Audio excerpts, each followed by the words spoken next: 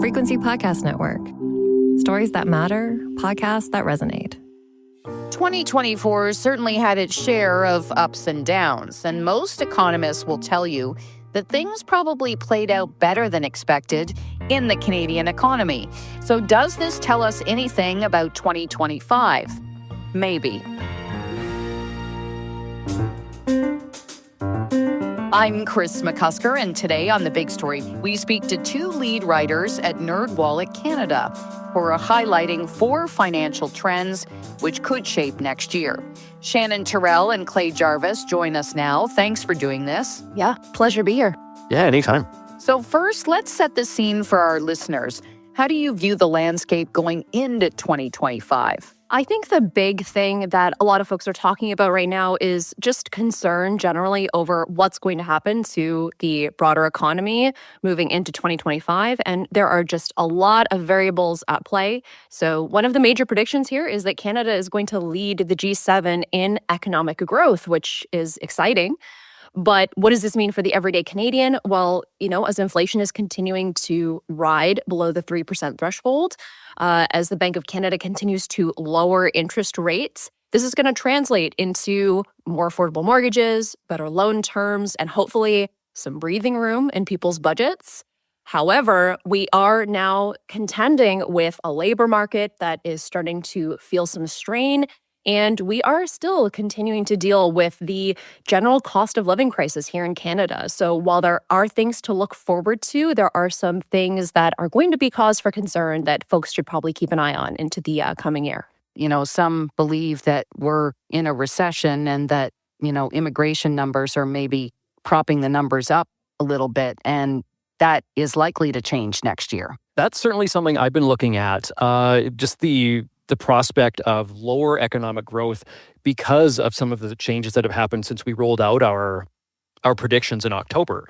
Lower immigration targets, smaller international student numbers, Trump's tariff threats. Like all of these things could really have a negative impact on GDP growth next year. And not just to the point where, we're talking about in the news, but where people really feel it at a personal level. Job losses, falling behind on your mortgages. These could be real threats if the, most negative scenarios come to pass. Well, and the Bank of Canada, ended the year with an interest rate cut in part because the unemployment rate was at its highest level since 2017. So that's not going to change overnight. Yes, it's a bit of a mixed bag right now, and hopefully we're going to see more stability into the new year as we hopefully get additional policy interest rate cuts.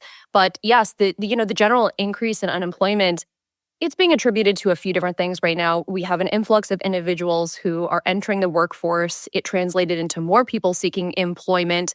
We saw some sluggish wage growth in November, but ultimately, this rate cut we saw from the Bank of Canada, I think this is going to be really integral in the coming months to hopefully help stimulate a bit more growth for the labor market.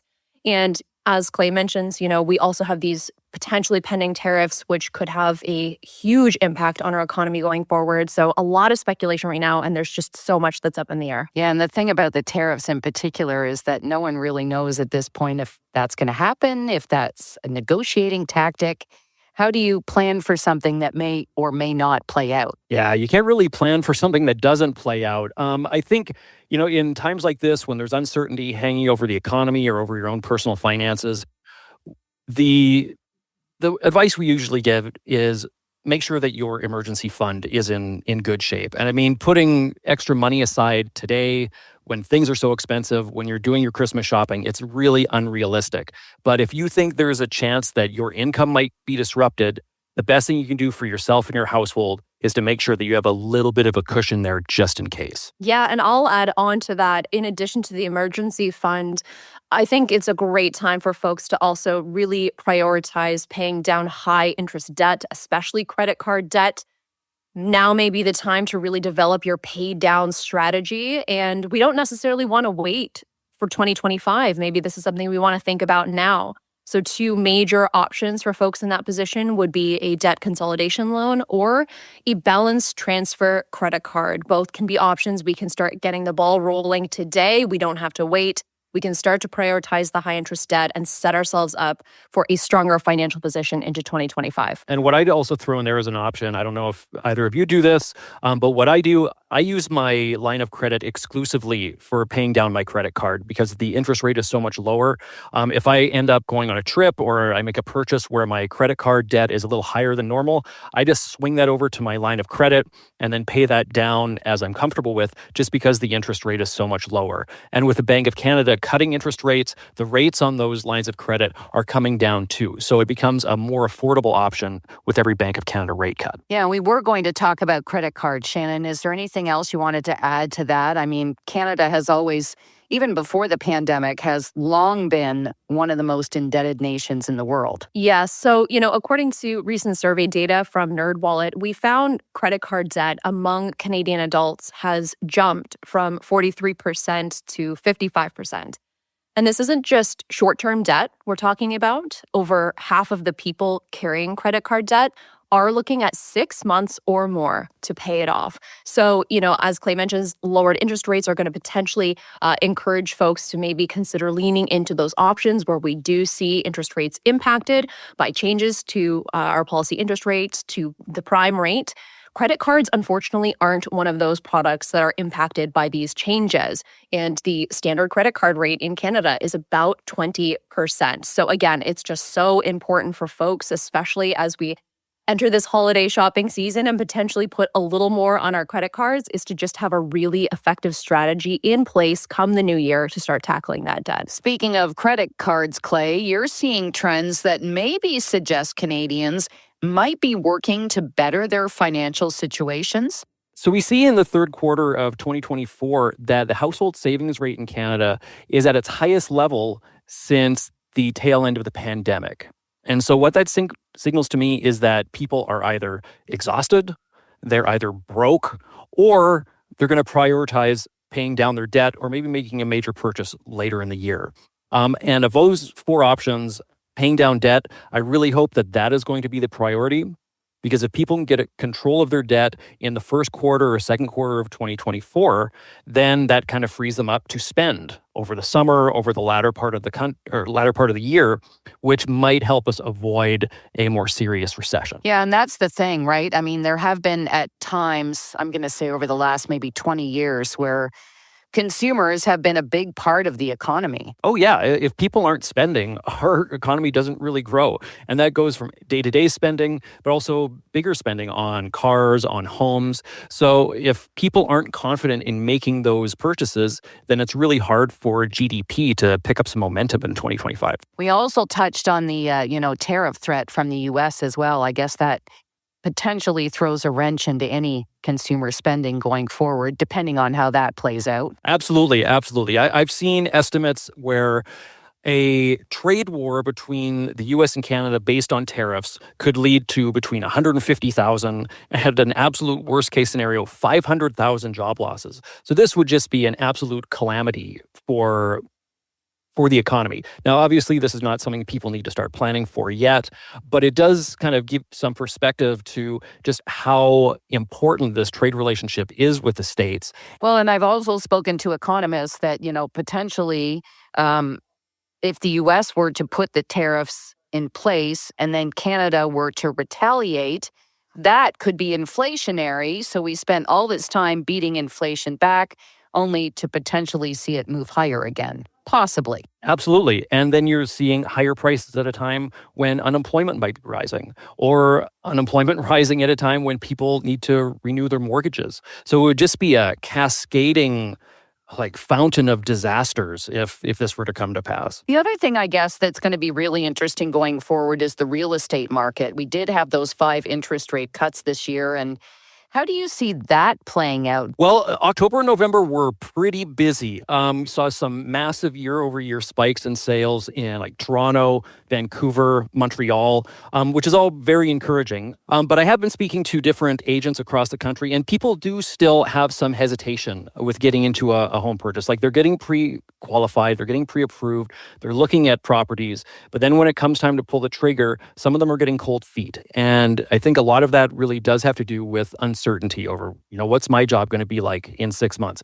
What's this home going to be worth in 6 months? Will I be able to carry negative equity? So I think that people are worried, but at the same time, Canadians don't really worry about macroeconomic threats when they're buying homes. So we see during the pandemic, massive recession going on, but yet people are going out and buying up houses like they've never done it before. So even though there are some anxieties around the economy right now, if rates keep going down, people are going to see it as an opportunity to get into a home, and they're going to do it. Shannon, do you have anything to add to that? I guess, the interest rate story going forward is going to play into real estate as well. Yes, definitely. I mean, it continues to be a highly inaccessible market for first-time home buyers. And so really, I mean, the name of the game right now is this is highly speculative. There's a lot at play. We're talking about the interest rate changes, the potential tariffs being imposed. We're talking about potential inflation coming back if said tariffs are imposed. And so I think, honestly, the bottom line for people here is just to sort of keep the focus on the things that you can control as far as your finances are concerned. We've touched on emergency savings. We've touched on high interest debt.